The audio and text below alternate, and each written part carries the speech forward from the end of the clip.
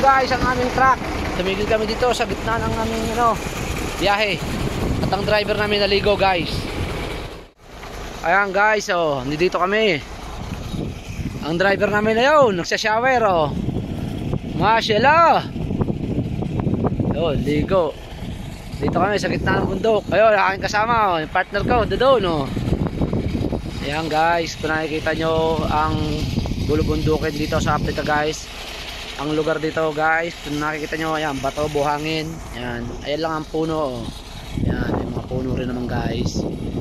Kung napansin nyo, ayan ayun yung aming truck.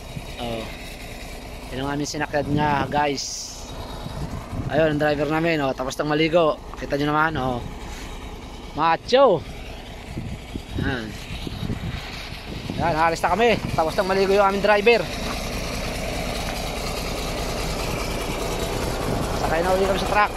Uwi na. Overheat ang driver na. Isang palamig. Na guys, iba na. Bye bye.